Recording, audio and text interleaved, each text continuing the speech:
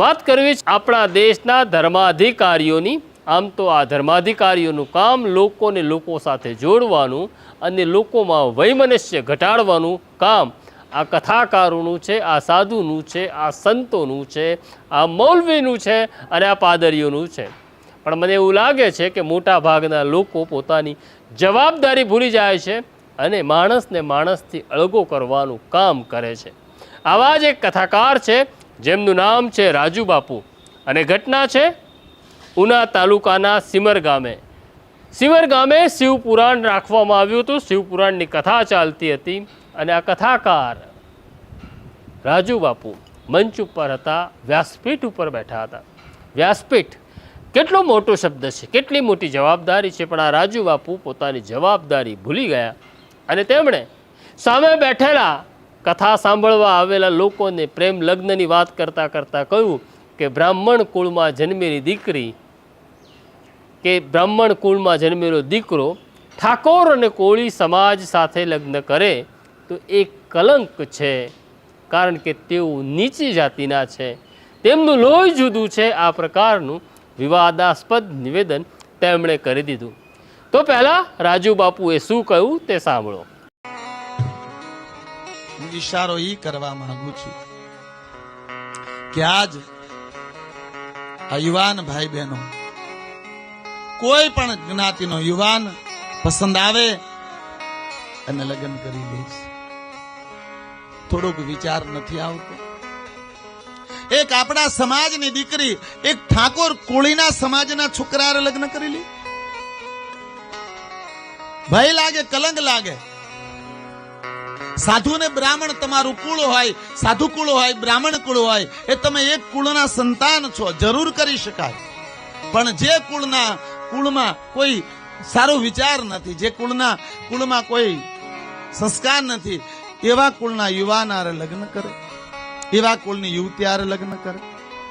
તમે થોડોક વિચાર કરજો કે તમે જે કુળમાં જન્મા છો, તમારામાં જે લોહી ઉતર્યું છે, એ લોહી કોઈ નીચ કુળની સ્ત્રી હારે લગ્ન કરો અને એનું સંતાન થાય, એમાં શું હોય?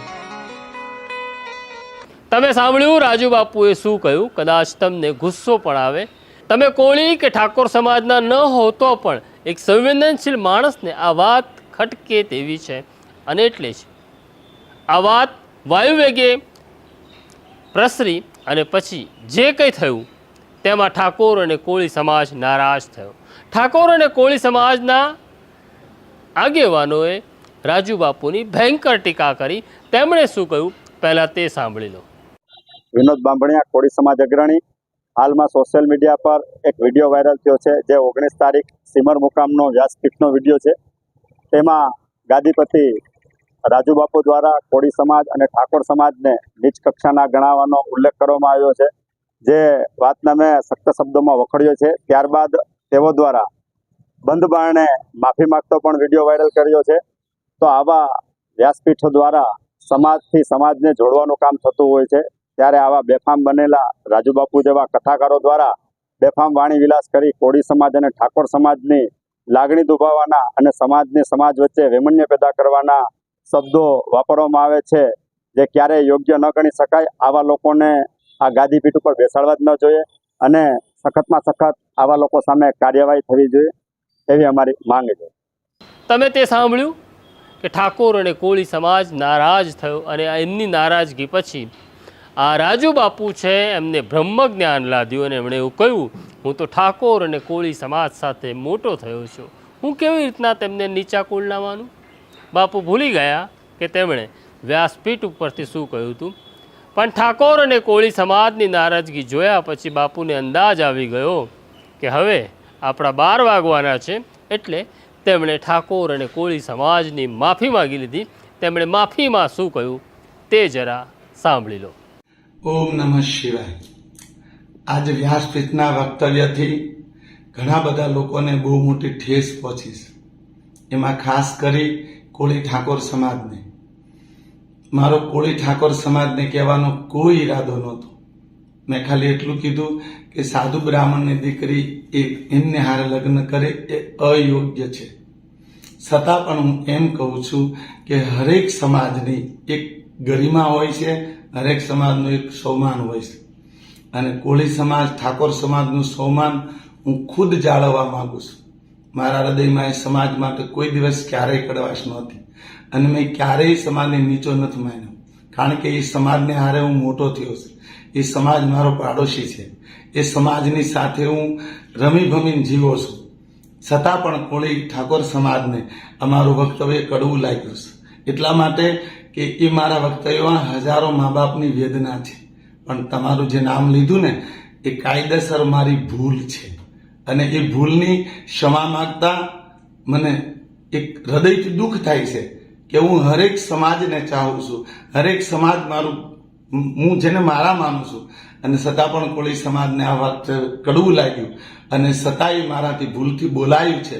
હું એ બદલ ક્ષમા માંગુ છું અને પૂરા સમાજને કહું છું કે નહીં, એ સમાજ કોઈ દી નીચો નથી. સમાજ આદરણીય છે અને સદા માટે સમાજ આદરણીય રહેશે.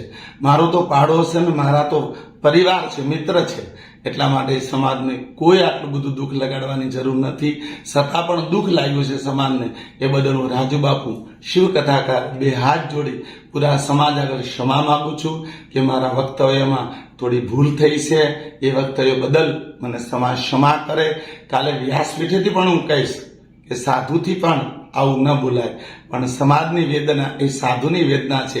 એટલે ક્યારેક વેદનામાં ભૂલ થાય, મારી ભૂલ થઈ છે, હું કબૂલ કરું છું અને પૂરા સમાજને આગળ ક્ષમા યાચના કરું છું કે એક સાધુનો દીકરો જાણી, એક સમાજની વેદનાને જાણી મને ક્ષમા આપે.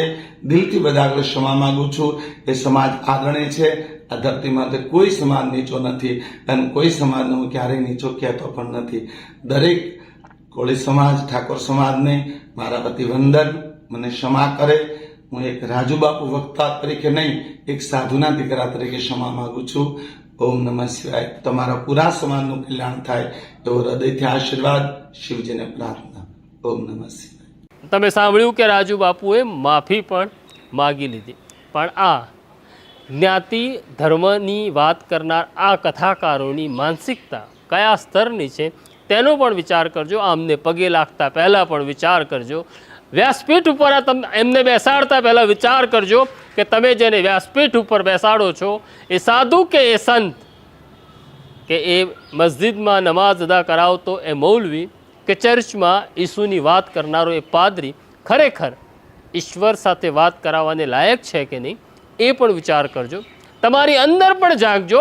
તમારી અંદર જો તમને ઈશ્વર મળી જાય તો તમારે આવા કોઈ કથાકાર, આવા કોઈ મૌલવી કે આવા કોઈ પાદરી પાસે જવાની જરૂર નથી. તો આ છે નવજીવન ન્યૂઝ. અમે બોલીશું, સાચું બોલીશું, લડીશું. તમને આ સ્ટોરી કેવી લાગી અમને જરૂરથી લખજો.